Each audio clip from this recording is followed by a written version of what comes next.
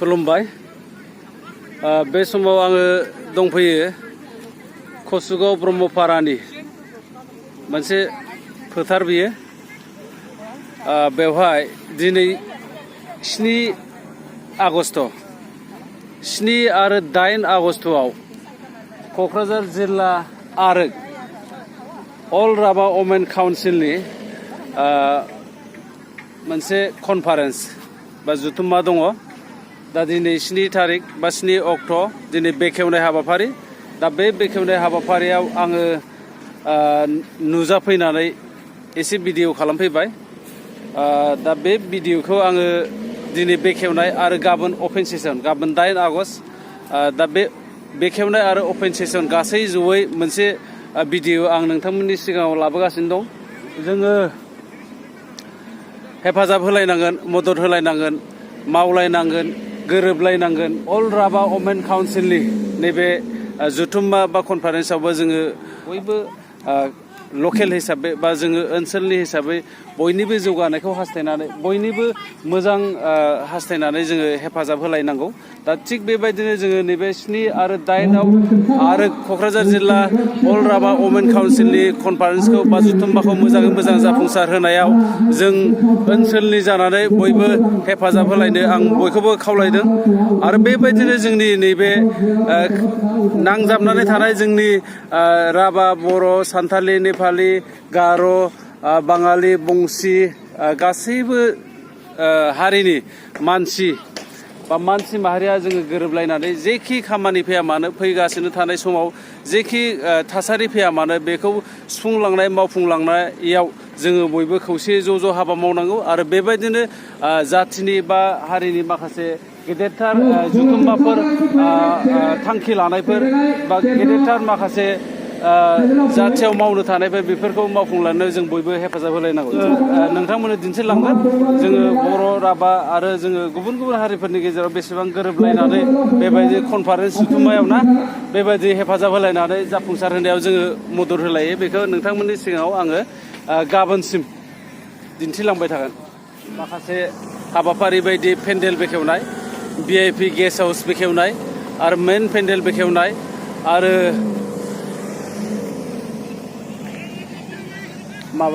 Dining हल बेखेवनाय, बेफोर माखासे हाबाफारिखौ नोंथांमोननो दिन्थिलांगोन। नोंथांमोना नायलांबाय था, एसे नायलायनानै हेफाजाब होलायदो, मदद खालामदो, हेफाजाब सापर्ट खालामलायदो आरो। নিখিল রাভা মহিলা পরিষদৰ সম্পাদিকা ডাঙৰীয়াৰ সৈতে আমাৰ কেন্দ্ৰীয় কমিটিৰ বিভিন্ন পদত দায়িত্বত থকা সদস্যসকলৰ সৈতে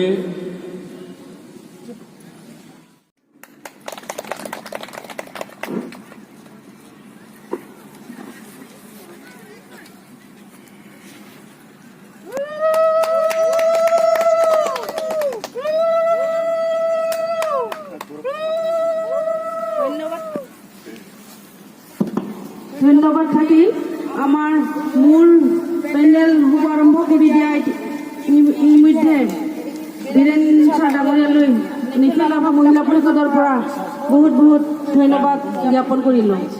আৰু লগে লগে আপোনালোকক গেষ্ট হাউচ শুভাৰম্ভ কৰাৰ বাবে আগবাঢ়ি যাবলৈ মই বিনম্ৰভাৱে অনুৰোধ জনাইছোঁ। অতিথিশালা শুভাৰম্ভ কৰা উপস্থিত থকা শ্ৰদ্ধাৰ ইতিমধ্যে আমাৰ নিখিল ৰাভা মহিলা পৰিষদৰ মূল পেন্ডেল ওপেনিং কৰা আমাৰ বীৰেন চন্দ্ৰ ব্ৰহ্মচাৰ উপস্থিত থাকিব পৰা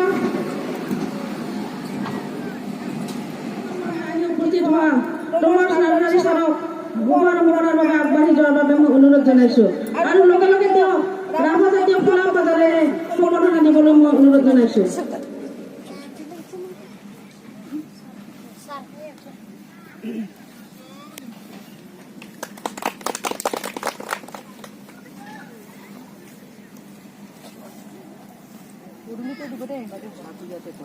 अपने आप का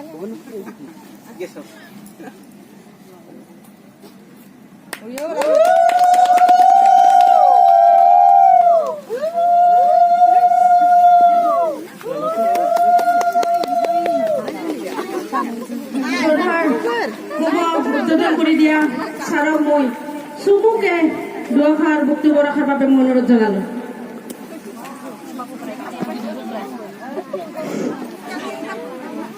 প্ৰথমতে সকলোকে নমস্কাৰ যাচিছোঁ। আজি অল ৰাভা উইমেন কাউন্সিলৰ 31st ফাউন্ডেশন ডে সেলিব্রেশন এই উপলক্ষে আজি প্রথম দিন 2 দিনীয়া কাৰ্যসূচী 7 তাৰিখ আৰু 8 তাৰিখ আজি প্ৰথম দিনত যে ওপেনিং কাৰ্যসূচী ইয়াত উপস্থিত হ'ব পৰা কেন্দ্ৰীয় কমিটি সম্পাদিকা বাইদেউ,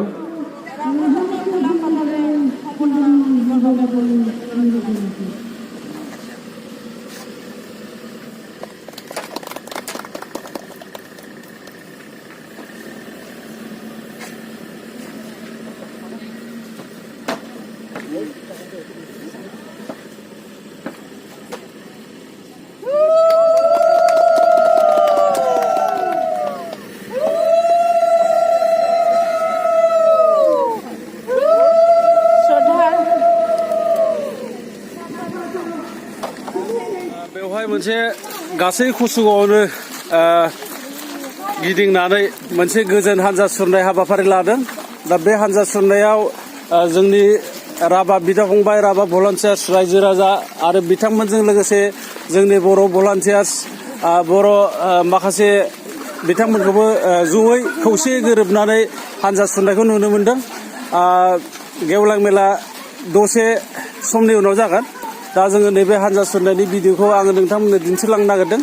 नोंथांमोना नायलांबाय था। जोंनि गेजेराव राभा, बर', सावथाल, गार', मिज', बाङालि, बंसि, नेपालि बयबो गोरोबलायनानै खौसे थायो होननानै जोङो नैबे हानजा सुरनायनिफ्राय मिथिनानै लानो हायो।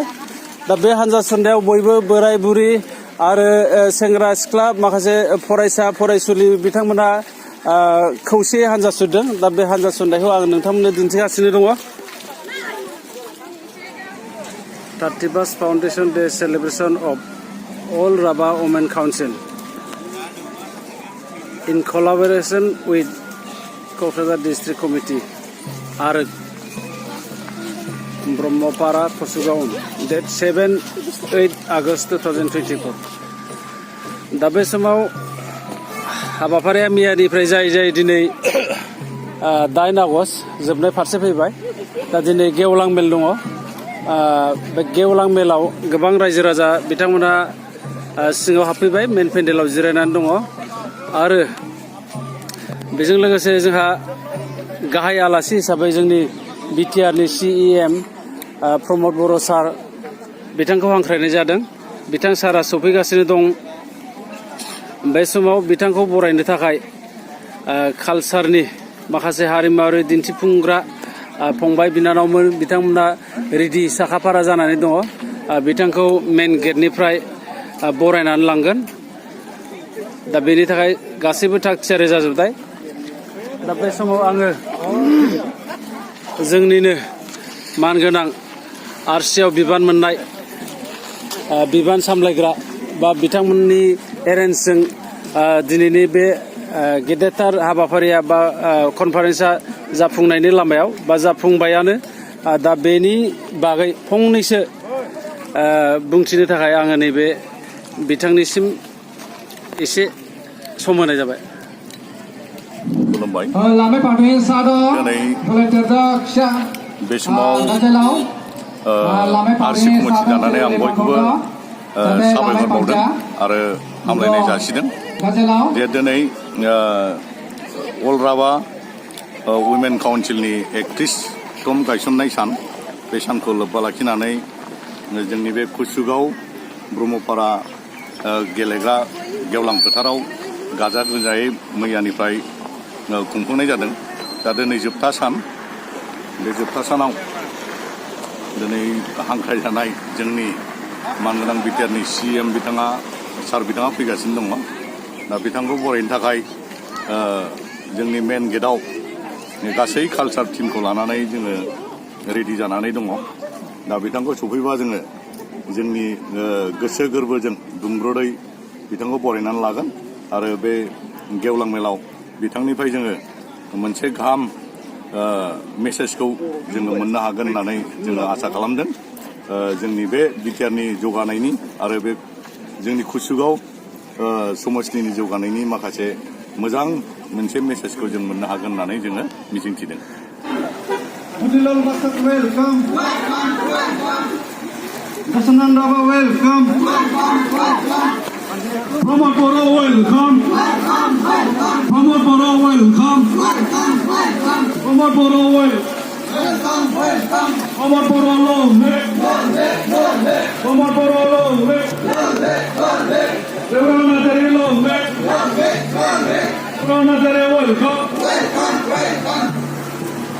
Jiran Buswadari oil. Jiran Buswadari oil. Pramod Bora oil. Komkichor Raba oil. Komkichor Raba oil. Pramod Bora oil.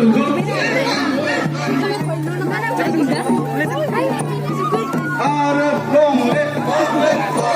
Arab long leg. Pokoknya mai jiran jom kering banget.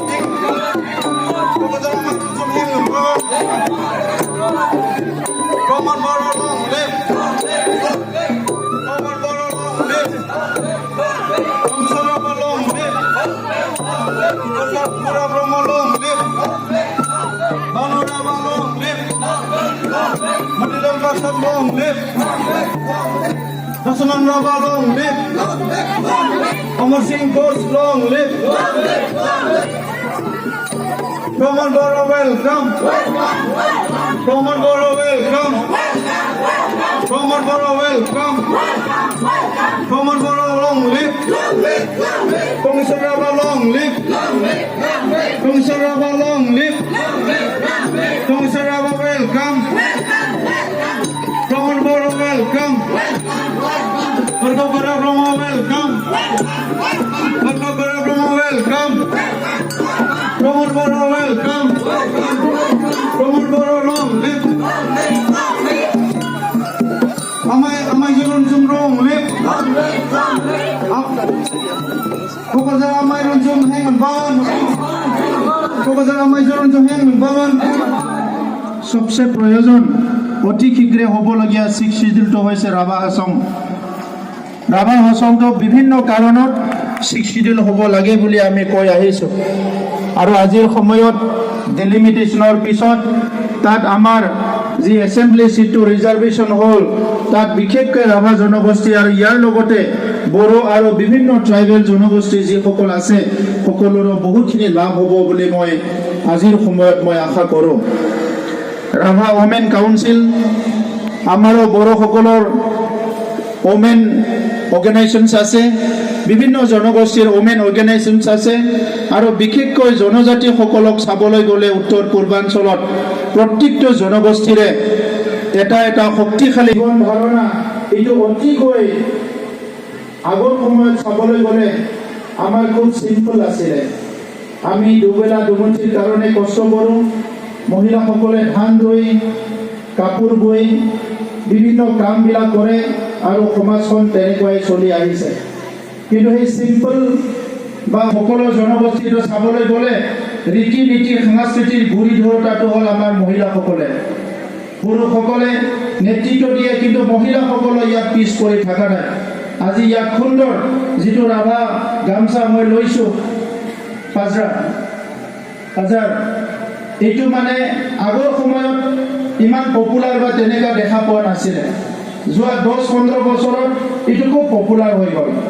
মই যেতিয়া আন্দোলনৰ প্ৰগ্ৰামত গৈ আছিলোঁ ৰাভা নৃত্য আৰু ৰাভা গান শুনি আছিলোঁ। আগতে স্কুলত পঢ়োঁতে ৰেডিঅ' চেণ্টাৰত অলপ ৰাভা গান অহা আছিলে। তো যেতিয়া তাত আমাৰ আৰ্টছৰ দুদিনীয়া কাৰ্যসূচীৰে 7 আৰু 8 আগষ্টত এই কচুগাঁৱত ইয়াত অনুষ্ঠিত কৰিছে আৰু বিটিআৰ অঞ্চলত ৰাভা ওমেন কাউন্সিলে কেন্দ্ৰীয় এটা অধিৱেশন অনুষ্ঠিত কৰাটো আমি খুব আনন্দিত হৈছোঁ আৰু তেখেতসকলক আদৰণি জনাইছিলোঁ।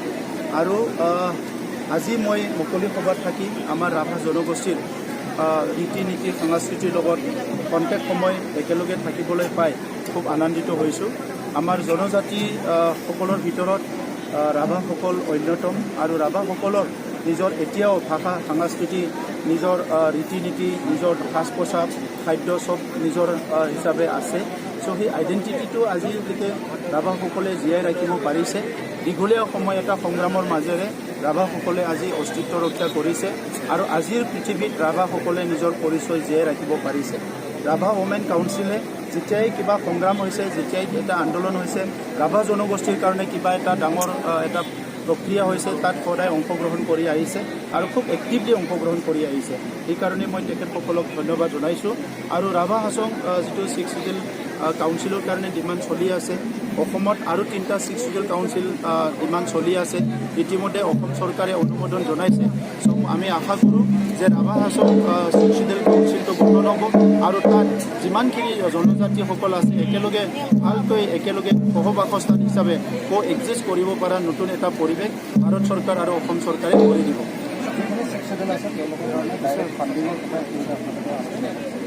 এইটো 125th এমেণ্ডমেণ্টৰ কাৰণে অকল ফাণ্ডিং নহয় তাত আৰু বেলেগ সৰু সৰু বিষয় বা কিছুমান ছিষ্টেম ষ্ট্ৰীমলাইন কৰাৰ কথাবিলাক আছে আৰু সেইটো কৰিলে 6 চিডিউলটো ষ্ট্ৰেংথেন হ'ব 6 চিডিউলটো জন্ম হোৱাৰ পৰা এতিয়ালৈকে এমেণ্ডমেণ্ট হোৱা নাই সেইকাৰণে এমেণ্ডমেণ্ট কৰাৰ খুব দৰকাৰ আছে তাত আমাৰ যিটো ডিফেকশ্যন ল' সেইটোও লাগু নহয় তেনেকুৱা বহুতখিনি বিষয় আছে সেই বিষয়বিলাক তাত আছে আৰু কেন্দ্ৰীয় চৰকাৰ ৰাজ্য চৰকাৰবিলাক আমি কৈছোঁ যে এইটো এমেণ্ডমেণ্টটো সোনকালে হ'ব লাগে আৰু কেন্দ্ৰীয় গৃহমন্ত্ৰী ডাঙৰীয়াই কথা দিছে সেইটো সোনকালে সেইটো এমেণ্ডমেণ্ট কৰা হ'ব আমাৰ মুখ্যমন্ত্ৰী ডাঙৰীয়াই উত্তৰ পূৰ্বাঞ্চলৰ প্ৰথম মুখ্যমন্ত্ৰী যিজনে এই 6 চিডিউল এমেণ্ডমেণ্টটো তেখেতে 125th এমেণ্ডমেণ্টটো তেখেতে প্ৰথমতে ছাপৰ্ট দিছে থেংক ইউ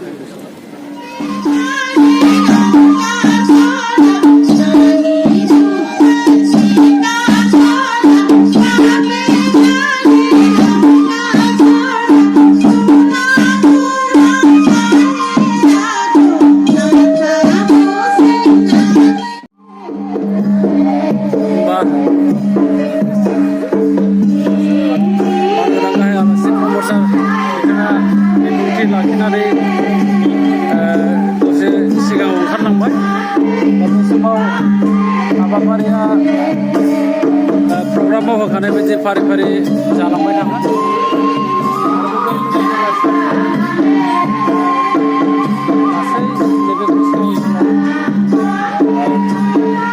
राभा हारिनि माखासे वुमेन्स जौगानायनि बिथांमोना माखासे थांखि बिथांखि लादों बेखौ बिथांमोना सावरायलाङो होमबा